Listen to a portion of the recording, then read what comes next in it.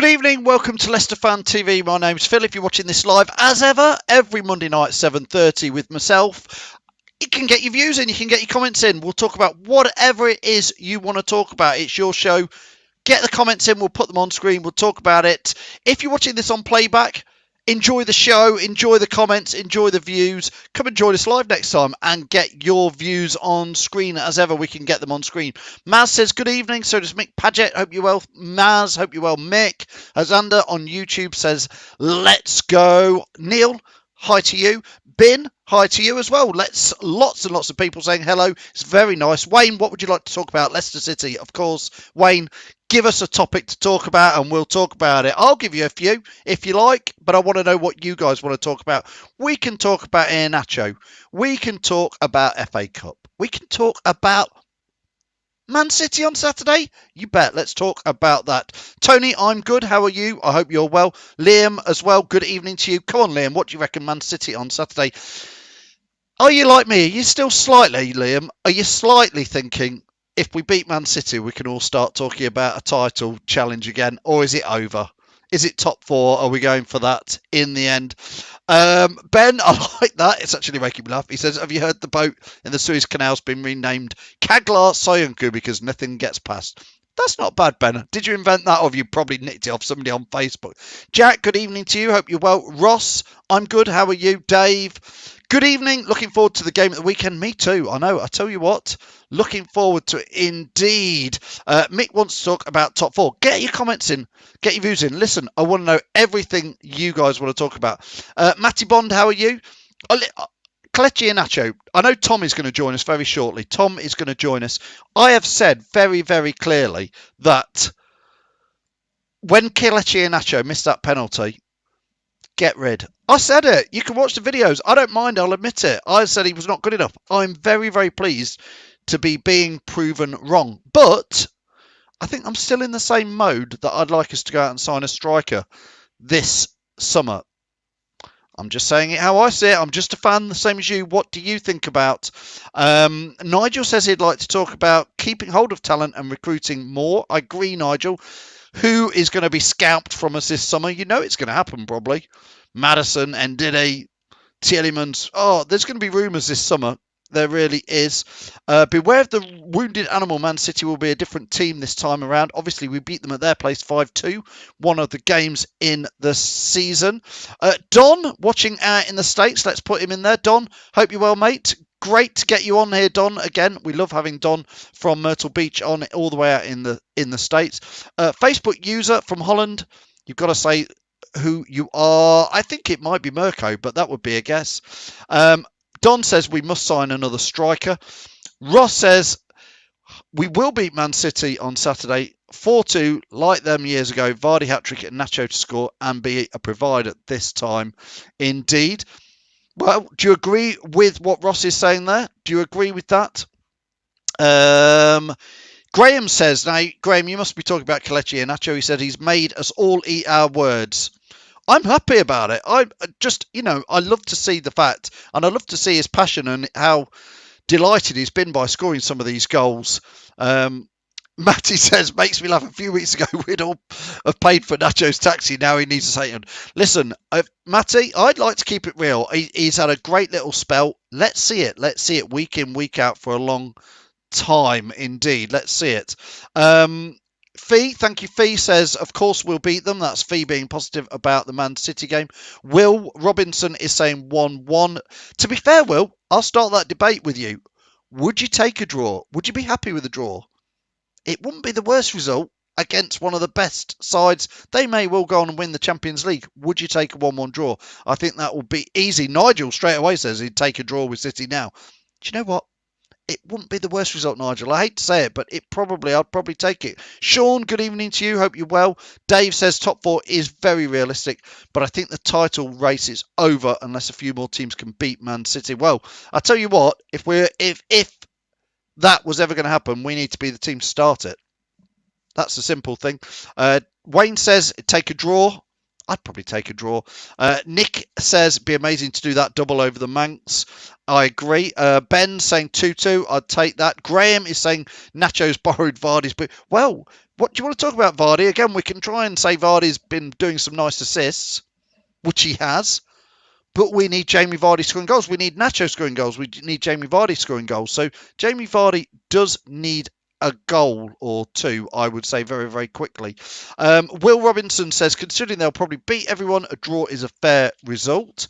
Patrick saying he'd take a draw. It's a free hit. I agree. People often say that it's a free hit, which it sort of is, because people sort of don't. I expect us to beat Man City. I don't know about you.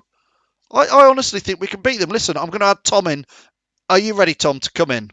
Let's add him in. Tom, good evening. Good evening, mate. Yeah, I can hear you. You're right, bud. Good, Tom. It's like old times. We always used to have Tom on the Monday Night Fanzone show. I've been missing you, Tom. Back to the How old are you? days, eh? Yeah, good, mate. Good. Looking forward to the weekend. Indeed. I think I'm just going to put it back on screen there. Somebody just put, Patrick says, the Man City game, it's a bit like a free hit this weekend. It is in a way, but I think we can beat Man City, Tom. There's no free hits in my games going into the last, 9 games now we've got left? 8 or 9 games we've got left to go. There's no free hits if you want Champions League football. Let's not get along. Man United beat Man City not long ago. 2 or 3 games ago at the Etihad. So why can't Leicester go and beat them? We've beaten them once a season. If we can get the tactics right again and we're disciplined, and it was a disciplined performance at the Etihad early in the season in that 5-2 ring. 5-2. I mean, I know Man City were poor that day and gave us 3 penalties, but there's no reason why we can't do the double over this season. Look, if we're being honest, out the next 2 games, 4 points out the next 2 would be crucial for me against Man City and West Ham. You pick 4 points up off them, you're really going to give yourself a fighting chance, especially going into that next section of fixtures for me where you're playing your West Broms, your Southamptons, the teams who are fighting down the bottom a little bit, but you feel that you're going to get the points off them, because that final 3 games, you wouldn't want it to come down to you having to win a couple of them going into the final 3 games of the season with Man U, Chelsea and Tottenham to come. A lot of chat here, and I've just been putting some on there, Tom, about Jamie Vardy. And I was just saying before we brought you on, is he's created some assists, which is great, and he's worked well with Kelechi Iheanacho, partly because obviously Harvey Barnes and Maddison were out. Mick says he's Vardy fully fit. I want you to talk about that. I also want you to talk about Wayne saying he doesn't feel like Vardy's right since he's up, and people.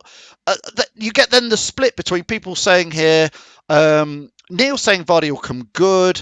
Other people are saying Jamie Vardy, it doesn't matter if he scores, he has to stay in. He gets not a free hit, but he gets a free pass to be in the team, which I disagree with. I do want to see Jamie Vardy get back in amongst the goals. I don't think he's looked quite right, Tom. I think bar the last game, Man U and probably Sheffield United, I think before that he'd been very poor. I don't think he'd been involved enough. I think the Sheffield United game, he started to show the form that he'd been in around. Yes, he wasn't scoring, but setting goals up for Nacho. I think the Man United game, we started to see the Vardy coming back in, and the one he had at 2-1 when he snatched it wide of the post, it's just rustiness for me in front of goal because he hasn't been scoring. And if you look at his records over the years, he's come to a point in the February, March time where he seemed to slow down. And I think this time, because of the operation, it's knocked him for 6. I really do feel that Vardy's taken a long time to get fit after this operation.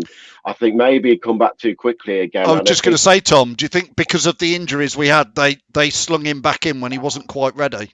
I think they also felt where were we going to score the goals from? And luckily, Nacho stepped up to the mark. You can't fault him. The games that Vardy missed, he scored at Fulham. Nacho scored at Fulham. He scored at Burnley away. He's now scored a hat-trick against Sheffield United, 2 more against Man United. He's up to 10 for the season. That's not a bad comeback for a striker who barely played at the beginning of the season for Leicester. So I think we're getting Vardy back to his fitness, and look, it wouldn't surprise me. He likes a goal against the big 6, so I think now you have to keep him in. It's not a case of a free hit; it's what he offers the team. And that just said he pulls people away to give me space. There we go. Exactly what Lewis is saying there. I think we should expect Vardy scoring less, but what he contributes, apart from the goals, he has to be in the side. Whatever. I slightly disagree with that. Not whatever for me, Tom. A player. if he is causing assists, if he is working well with Nacho, great. If he is scoring goals, but if he isn't offering much, then I don't. For me, Vardy doesn't get a free pass. I don't think so. I mean, you've got to take into account Vardy's poor season. He scored 13 in one of his poor seasons. That was in 35 Premier League games. He's up to 12 Premier League goals, and he's only played 25 league games this season. So his return isn't bad. It's nearly a goal every other game. But look, Vardy offers so much more to his team, and when he doesn't play, we all know the difference. We see the difference because we're too easy to predict. Where Vardy will pull defenders left, right, and centre. It's a must-have Vardy fit now between now and the end of the season. And look, there's a lot to play for. A lot to play for. Yeah, Jack says here Vardy offers more than just goal scoring. His movement and football knowledge is another side to his game. People seem to forget, which is true. Fee's asking about Barnes returning. Tom, I don't think Barnes is going to return for another few weeks. Maddison though might be closer. Tom. Now, Maddison, obviously he's the catalyst of us scoring goals sometimes. Don't get me wrong, I think Perez has come in the last 2 or 3 games, and considering he's come back from an injury himself, he's done very well. But we all know that Maddison offers that little bit, probably more creative spark than Perez. Harvey Barnes, I'll be honest with you now, where do you play him? That would be my question back. Where do we play Harvey Barnes? Because he doesn't fit into the formation of a 3-5-2 or a 5-3-2. I don't see you changing the three at the back at the moment. I think we look rock solid with the three at the back, more than when we played four. I think Cassagna and Ricardo as your wing backs, or Albrighton at the moment, depends Ricardo's fit. He offers you that stability going forward, and defensively, you know what you're going to get from both of them. It's just hard to put Harvey in there without changing that shape back to a 4-2-3-1. What Brendan's played. But for the first time in how long, we've had the ability to change shape depending who we're playing. Where before Rodgers set up a standard 4-2-3-1, and It's a big one. He couldn't change it. Where now Rodgers can change formations in games, before games. It gives him an option. He hasn't got to play that same team week in, week out. And how long ago were we crying out that we could change formation and just not be stuck to a 4-2-3-1? We can go a 5 at the back or a 3 at back with wing backs. We can now play Nacho as that number 10, or dropping into the 10 role to link play between him and Vardy. It's a breath of fresh air going forward at the moment with these last 9 games. Yeah, I mean, Rob says here Maddison will have to come off the bench slowly. Again, no need to rush him back. Andy says when you ask most opposition fans who they feared, they'll always say Vardy, which is true. They do always say Jamie Vardy. Team Who watching on YouTube says Barnes can come on for Vardy in the second half. Barnes is not close to being back yet, but I agree. He's talking about when he gets back. Graham says he's definitely going to play 2 up front. He can't, Tom. I mean, like Graham's saying there at the moment, I don't think he'd dare drop Jamie Vardy. I do think that is part of it.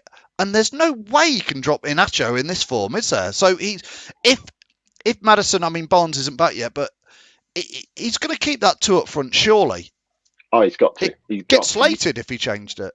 We've seen all season when we played 1 up front where we've struggled against some of the lesser teams in the league, the Villa at home, the Fulham at home, the West Ham at home defeats stand out where we couldn't break teams down. And I feel like the Sheffield United game showed, I know they were poor Sheffield United, but it showed a difference when you've got 2-3 players in the box, then just having that one man and hoping that you're one on the right or you're one on the rest, Barnes or Perez, were going to get in and help. I think with having the 2 up front, and then Perez coming in from behind, because that's what he does. He puts the ball wide to Cassagna or Ricardo or Albrighton, and then he gets into the box. Before you know it, you've got 3 men in that box. You've also then got Tielemans on the edge of the area pushing forward. And I think Youri, when we've seen him play higher up the pitch in that 10 role, doesn't suit him at all. Him linking the play from Ndidi to Tielemans to then links it to Perez or Barnes, whoever's wide, we look like more free-flowing team than when we play with 1 up front and it's Vardy trying to fight for everything on his own. We look a different team now going into this bit of the season for me, and it's nice. It's nice, mate, because we were all crying out for a second striker. He was at the football club. He was just. I just feel he's a confidence player, Nacho. And when he's got confidence, he's flying. As we saw last season, he scored 12 goals and got 5 assists. When his confidence up there, he'll score goals. When his confidence low and he's not playing enough games, we see the Iheanacho at Palace where he misses a penalty. He misses a header from 5 yards out, but should be hitting the net. And that's the Iheanacho everyone goes, he's not good enough. Well, I said it, Tom. I said it. I don't mind saying it. I'm still, for me, jury's out. You can't just have 3 or 4 or 5 games and then go boom. He's good enough. I still feel in the summer we need to be looking at a striker. I really do. I'll reevaluate that at the end of this season if in the last 9 games Iheanacho goes on a good run. I think it was about 2 years ago he went on a nice little run at the end of the season, not last year, the year before, and we were like, Nacho's going to be is going to be in the mix. I put him in my dream team. I remember that summer. I think it was 2019 summer. And then he just fell away again. Like you say, it is confidence. Let's get a few comments up there, Tom. I'm going to just go through a few before I want to talk about Youri Tielemans with you following that Man United game. Matty Bond says, tough run of games coming. Need minimum of 4 points from Man City and West Ham. It's a big ass, Matty. They're 2 teams in form. Jab says Nacho has to play. He certainly will play. I'm sure about that. Christian said, I'm worried Iheanacho's good form might get ruined because of this break. Yeah, probably didn't want the break at all. Ross says, we beat Man City last time without Ndidi and Madders didn't start. It shows no matter what team we play, teams fear us. Just want to talk about Youri Tielemans, Tom. You mentioned him briefly there. Following the FA Cup match, I've been reading around the internet, media obviously stirring the pot, but I've been reading a lot of Man United fans who were saying their midfield that day was a bag of spanners. How on earth have Leicester City, little old Leicester City, got Wilfred Ndidi and Youri Tielemans in our team? They would fit very nicely into a Man United team. The trouble when we play well in those sorts of big games is that teams start to wire up our players, and I know we're 9 games away from the, but Youri Tielemans played ever so well against. While Maddison's been out, he's almost coming to his own. Tom, what's your views on Tielemans? I think all season he's been class, mate. You can't fault. I don't think there's any game where you'd pick him out and go, he's had anything below 7. If I'm honest with you, even when the team's not performed well, Yuri's still been in and around the 5, the 6 and the 7 performance levels. The problem is when we have played poor and everyone's turned up, he's looked, weak link out of everyone because he's the one trying to make it happen, but no one's really moving. But like you say, since January, the team performance in general has lifted completely, and Yuri's probably the driving force, picking up bits where Maddison has been injured. He knows he's got to play that little bit higher up the pitch and try and make things move quicker. Especially when we didn't have Perez as well, he had to link up the play quicker. But look, he's always going to be linked with the big teams. We always know that. Same with Ndidi. But while they're at Leicester, we can enjoy them and we want them to stay longer. It's not what's good, mate, but we all know what it's like. We're a club that we always seem to sell one player in the summer, and you don't want to sell your best players. Of course we don't. But with what's gone off with the coronavirus, we've all seen the books in the last 12 months. We can't hide behind that. If we don't get Champions League football, that's, was it 90 million if you get in the Champions League? That could make the difference between what we do in the summer for me. And Yuri's part of that. Youri wants to play Champions League football now. If we get it in the summer, you got no reason to leave, and the club's got no reason to sell when they get that money through the door. But it's all about finishing that job off and then strengthening, because I think players like Youri, Maddison, they're going to want to see the club's ambition of who they're going to sign now. And we're not looking for an 80 million pound player like Bruno Fernandes and Pogba that they talk about. But we do want to see some kind of investment into the team. And for me, it's got to be a striker. That's the main priority in the summer, is the striking option. Yeah, I agree. Rob saying there, if we got the cash to spend 30 or 40 million pounds on a striker in the summer, well, like Tom's just said, Rob, if we get Champions League, yeah, because that money comes in with that. So I do think that is going to be a big difference on it there. Mirko, watching out in Holland, good evening to you. Hope you're well. Ross says Tielemans had a choice between Leicester and Spurs. Come on, it's not hard to turn down Spurs there, poop, he says. Did you see the video, by the way, where they counted the passes to Tielemans' goal? 28 passes by Leicester. I mean, Tom, again, I watched that. I didn't really realise that till I saw that video come out with the 28 passes counted.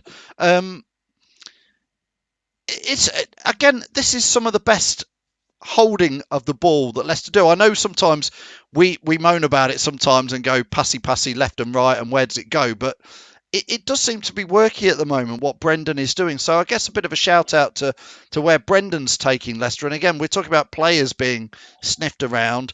There was some talk of Spurs and Mourinho and Brendan Rodgers. I think it's going to take a real big club, but I hope Brendan feels there's enough going on at the club that he does want to stick around with us, Tom. Yeah, but look, Brendan's changed. Brendan's changed a lot in the last 18 months, 2 years he's been at the football club. If you think about it, the season he came in, that little bit of time, he had to look at the players, he evaluated what he had and tried to play the passing football in the next season. And at times it worked really well. And then when we started getting to the sticky patch and the season faded away, he realised the following season he had to change his tactics. And against the bigger clubs where he wants to keep possession, we all know Brendan is a possession-based manager. He likes to have the ball. He likes his teams to move it around and try and tire opposition out. Now, this season he hasn't. Against the bigger club, he's gone, do you know what, I'm going to have to give the ball away. We're going to have to defend for our lives at times, like we did at Man City. But we've got some big results. The Man City result, the Arsenal away, teams like that where Tottenham away, another performance where we let them have the ball, but then we go and score 2 goals and we get 3 points.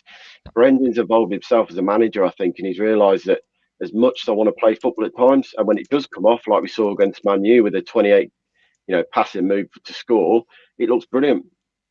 Tom, that only can grow. I was going to say, growing the confidence of the team that when it does work, it shows you it can work. But I think, like I say, the team are just getting to a point where now they're feeling they can use the ball better.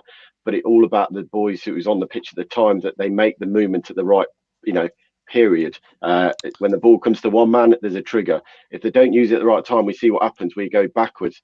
Now, it's all right when there's no fans in the ground, but we also see the other side of Leicester fans when we're trying to overpass, and then suddenly the groans start coming out. So Brendan's building something special. We always said that, but it takes time to get into the football like we want to see, like Brendan wants to see for me. Yeah, I mean, I've just put a comment on there by Imtiaz saying a striker's a must, a winger's a must. I'm going to put this on the screen, Tom. I want people to put the comments in. I want your reaction to it. I'm going to say I think Under's been a flop, sadly, and I don't think we'll sign him in the summer. And I think we will need to try and find a striker.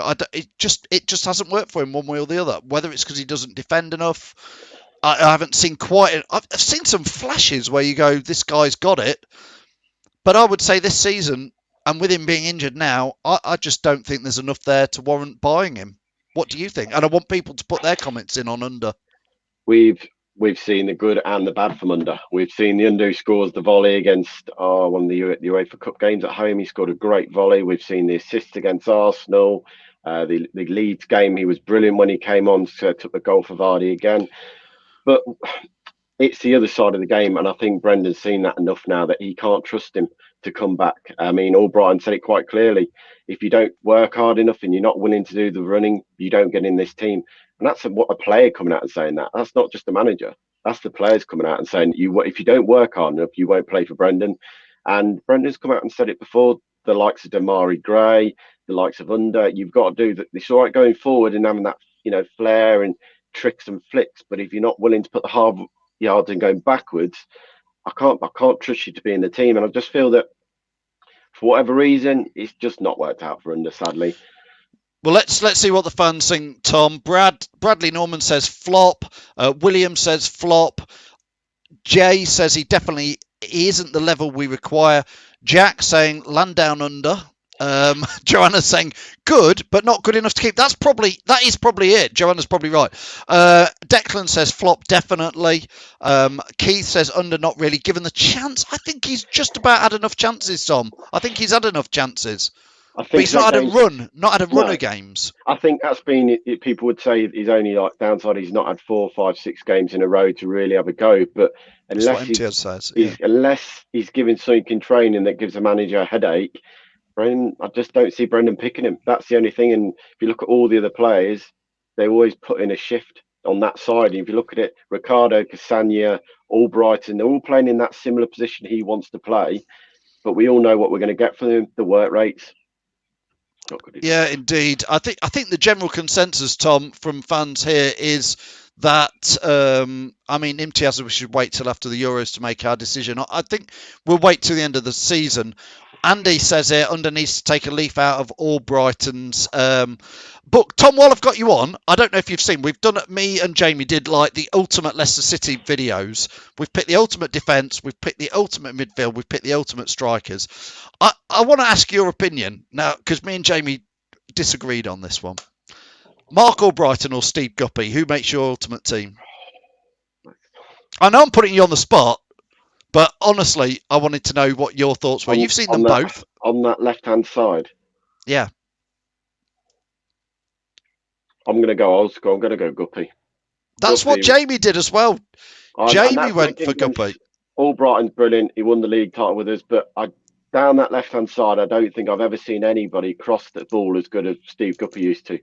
And it was the most deadliest balls and corners, mate. It was the way he could come over and he'd stand in front of the old supporter club corner in the old Filbert Street, put his hand up, clap, and then he'd take a corner, and you could see the goalkeepers panicking before the ball was coming in because he knew where he was going to be put on a sixpence for, Tags, Sinclair, Elliot. He's just so deadly with the ball, mate. And look, Albrighton, he's amazing, mate, and his work rate, and he's been brilliant winning the league title with us and everything like that. But I think it's just that little bit of old school. I loved a bit of Guppy. He could get past his man for fun, and the ball delivery was just amazing.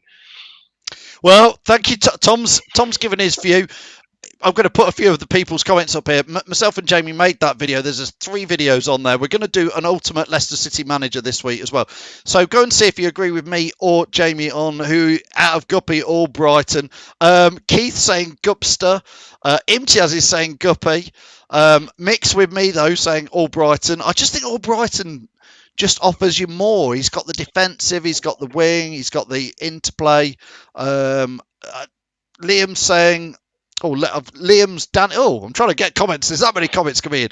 Danny's saying Guppy all day. Liam's saying Guppy. Ross is saying Guppy. Jack's with me saying Albrighton.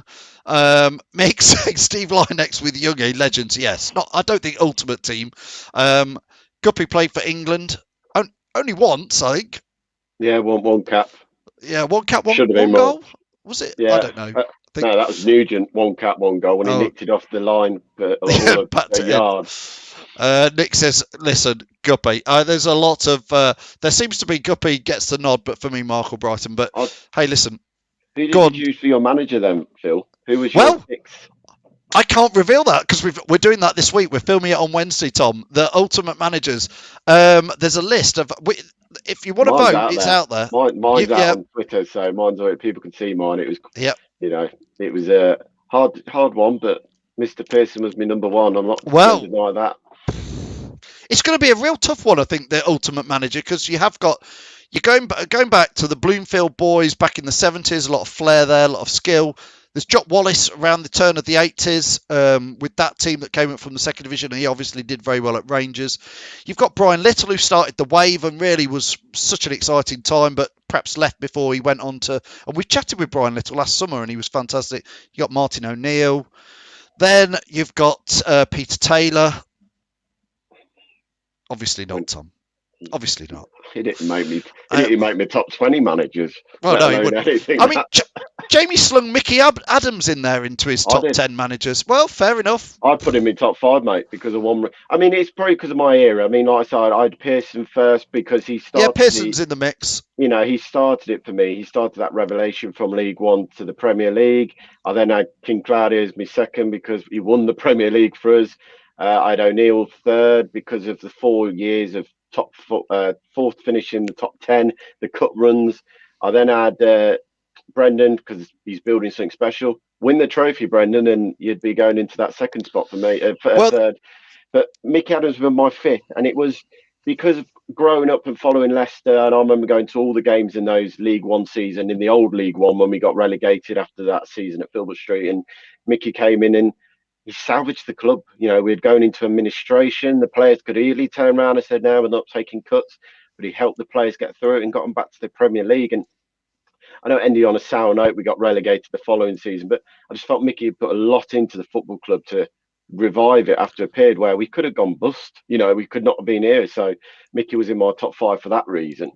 Well, a lot of people are agreeing that he should make. Joanna said that she had him in there in her top 5. Adam wants to know what happened to what about Mark McGee?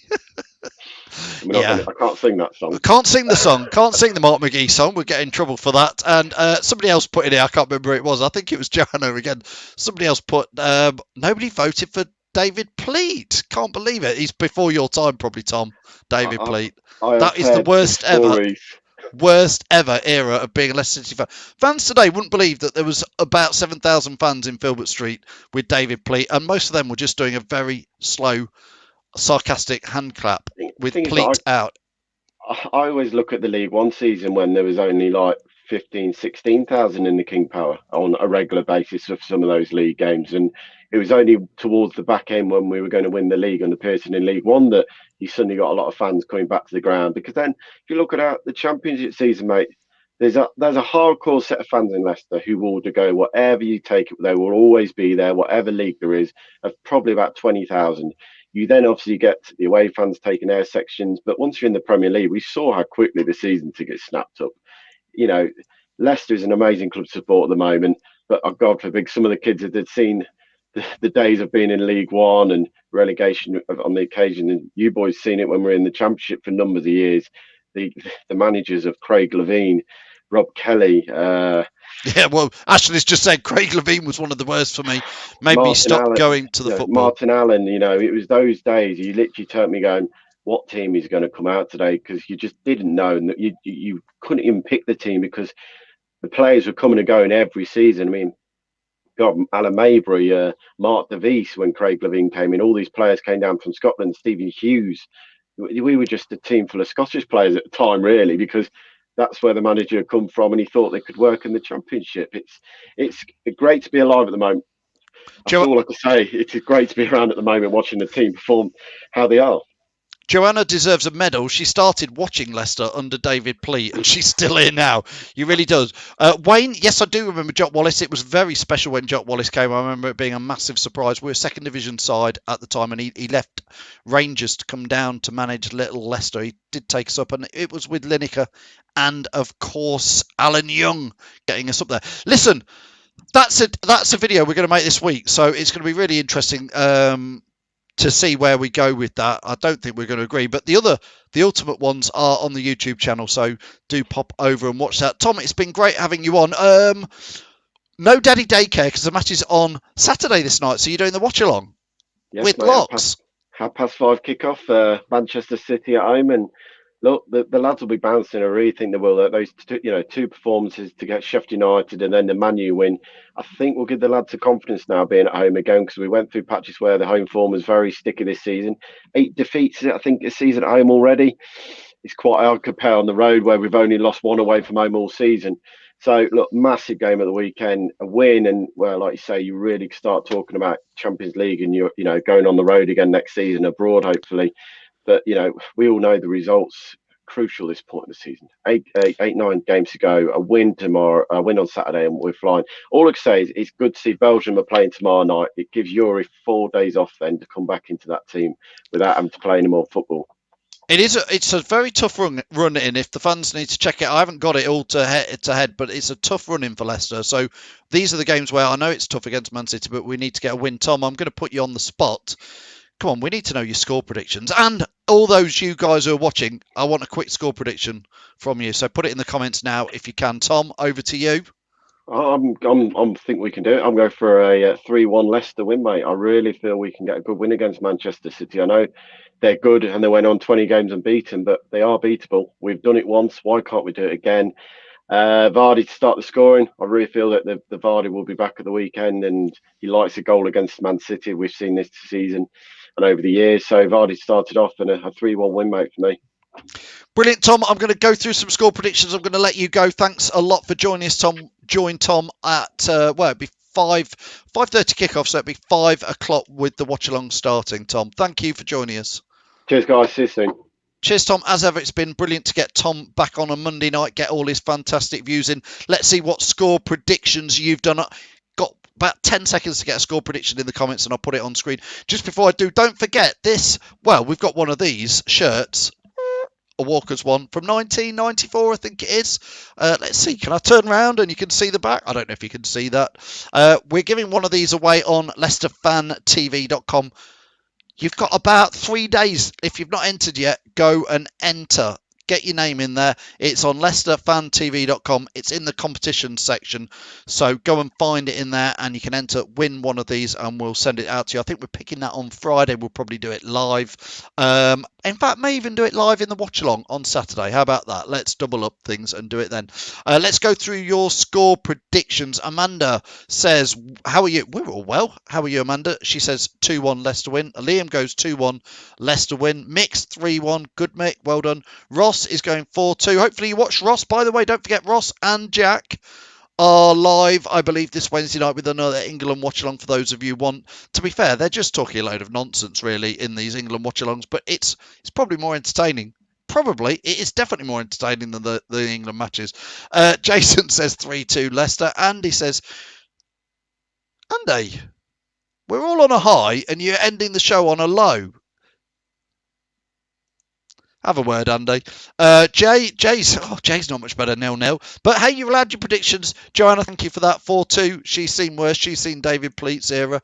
Michael says Mark Collett would tighten up Leicester. We'll talk about transfers nearer the summer, I think. Patrick's 3-1 Leicester. Oh, 3-1 City, he says, but not sure which one. That is hedging your bets in there. Alex says, Head says 1-0 to City. I think you mean Man City, but Hart says we can nick something.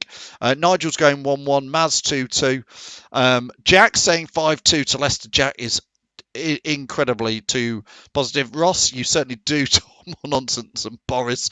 Aki says, especially Ross. Yeah, too right. God knows what Ross is. Ross is talking waffle most of the time. So join Ross and Jack Wednesday to watch England against Poland. I know it's not Leicester. There's not even a Leicester place, but hey, heck, enjoy it and watch it. And obviously, Locks is back on Friday night at 7:15 with the Fanzone show previewing the Man City game.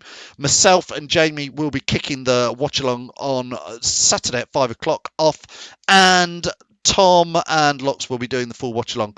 Get all the usual stuff in on Saturday. We'll be doing another Ultimate to be the Ultimate Manager. Be interesting one. That video will be launched on probably Wednesday evening on YouTube. If you've not followed us yet, why not? Come on, at Leicester Fan TV, wherever you're watching, please follow us, please like, share, subscribe, join in the fun. And as ever, thanks to these guys, without ADT, Eat Me, Tiger by Everard's, Moya Wade, Leicester Garage Conversions, Piglet's Pantries, The Fox's Arms, Pink Vehicle Leasing, Memphis, our chosen charity, we support them, and Hologram, they help us out. If you've got a company, especially a Leicester-based company, and you want to get your name right up there in front of people watching, give me a shout. Message me and let's sort it out, okay? I think that's about it. Most of all, thanks for all you guys for getting all your views in and all your comments in. Can't do it without you. I always say it, so thanks to all of you for doing that. I really appreciate it. I'll see you on the watch-along on Saturday if I don't see you before. Goodbye. Welcome to Leicester Fan TV. With special thanks to our pal Ben. ADT Taxis, Feed Me, Piglet's Pantry, Tiger, Leicester Garage Conversions, Pink Vehicle Leasing, Hologram, The Fox's Arms, Moyer Wade Interiors, and our chosen charity, Memphis UK. We bring you the fans' views on the match each week, and your views matter to us. Join the fans' debate each match with us. Follow us at Leicester Fan TV.